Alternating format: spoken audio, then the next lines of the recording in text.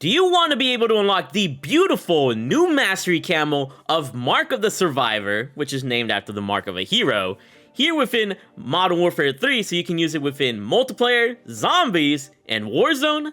Make sure you guys stay tuned. With the start of Season 4 Reloaded, a new sort of feature was added to Modern Warfare 3 Zombies called the Unstable Rifts. And within the Unstable Rifts, you basically kind of go back to a nostalgic past of having round-based zombies. But the way to unlock it is very hard to do. Once you do unlock it, you're going to be dealing with zombies in 5 rounds, which these aren't your typically run-of-the-mill zombies. These are some like high-level zombies that you need to be equipped for. And when you go through these 5 rounds and complete it, you earn the new Mark of the Survivor camo. And the purpose of this video is to teach you guys how to get through these unstable rifts quickly, how to unlock the unstable rift, and of course, unlock the new Mark of the Survivor camo. And just so you guys know, I was able to get this camo on my first try. So as long as you or your squad, or if you're playing solo, and you follow this guide step by step and listen closely to me, you can find way more achievable success. So listen up. All I ask before we start is that you drop a like and subscribe. I upload high kill Warzone content here on this channel if you're interested in Warzone, as well as the random store bundle videos. So just to keep that in mind.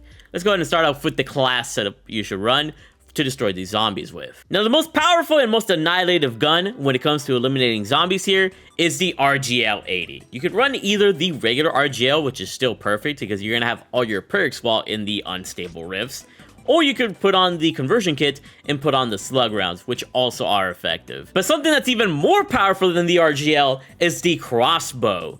And if you have the crossbow with this class setup right here, you'll be doing way more DPS to the higher level zombies that you're gonna find within like waves 3, 4, and 5 of the unstable rifts. So I do recommend that your squad have the crossbow as well.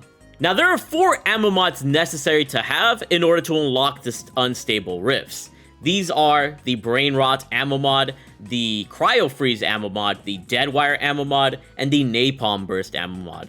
Make sure somebody in your squad has one of each, or you guys all have one of each. Just as long as somebody has it, that's all that matters. Make sure you have 1 Flawless Ethereum Crystal and 1 Legendary Ether Tool for either your RGL or your crossbow. You're gonna need some powerful weaponry to unlock the unstable rifts, but once you're in the unstable rift itself, both of your guns will be pack-a-punched and ethereal tooled to level 3 and pack-a-punch tier 3. So you only need 1 for the actual game of zombies before the unstable rift. So when it comes to perks, you don't gotta take any perks, because just like the pack-a-punch guns that I mentioned earlier, you're gonna have every perk in the game when you get into an unstable rift. So no need to spend extra money unless you wanted to have some perks on for unlocking the unstable rifts. And just like with the perks in the pack-a-punch guns, you're pretty much going to achieve almost every upgrade here, including mags of holding, golden mask filter, golden armor plate. The only one that doesn't given to you is the ether blade case. So if you want to take an ether blade, you could.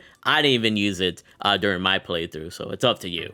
This is an optional wonder weapon, but if you want to get around the map a lot more efficiently so you can get the rift open before other teams do and then take your rift, you can put on, one of your teammates can put on the Scorcher case so you can look around for the pillars that you need to unlock the rift. I used it and it came in clutch for both surviving in the rift and for getting the rift unlocked a little bit easier. But like I said, it's optional and only one of you guys should have a Scorcher if you do take one. And last, but definitely not least, it's probably the most important part, for the field upgrade, make sure you guys are running Healing Aura. If anybody goes down, you can instantly pick each other up. And when it comes down to it, your final loadout should look something like this. With everything that you need, the ammo mods, and maybe some spare spaces for self-revives that you get within the game. And if somebody's running the Scorcher, then you shouldn't take the crossbow. You know, that person shouldn't take a crossbow. So when you unlock, when you activate the Scorcher in-game, then it'll take off your second slot. So yeah, now that we've got everything going on here, let's go ahead and head into game.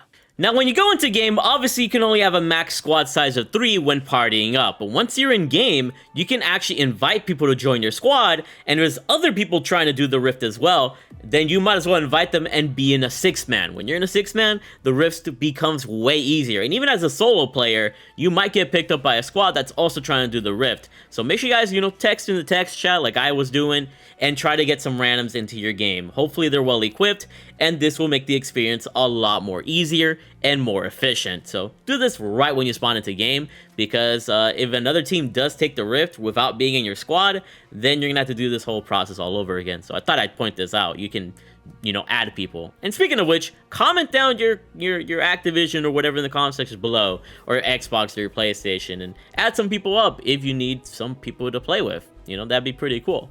Let's go on with the process now.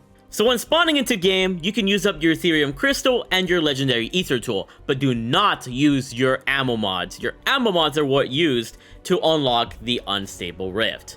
So when it comes down to it, there's going to be a number of pillars, 3 pillars, that spawn on the map, and here are the potential locations. This map was provided by my man Earl Shatter, who's a very amazing zombies YouTuber at the moment, and he's going to be killing it next year with Black Ops 6 as well. So if you want more zombie stuff, definitely, you know, subscribe to him. But there's 3 pillars that spawn randomly every single game, and like I said, it's all random locations, so it's not the same location every time. So what you want to do is go to all of these potential locations, look for the pillar, and see what ammo mod is going to be necessary on there. There'll be a nice little symbol, and once you realize what symbol it is, you can activate the pillar, you know, put on the ammo mod that it corresponds to, and then you got to get kills within the circle to fill up the little zombie meter that the pillar is sucking up. And once you get enough zombie kills, then you complete that pillar. All you got to do is do this for 2 other pillars that you got to find around the map.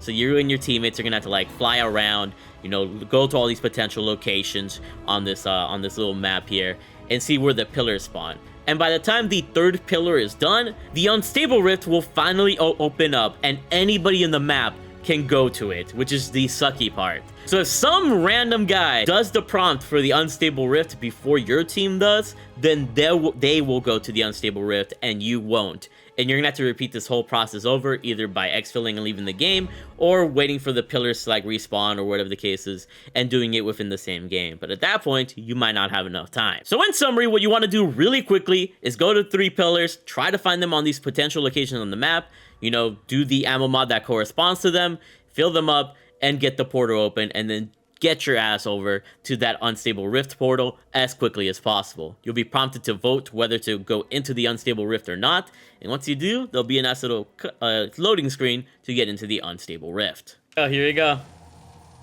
This is time, baby. I'm panicking.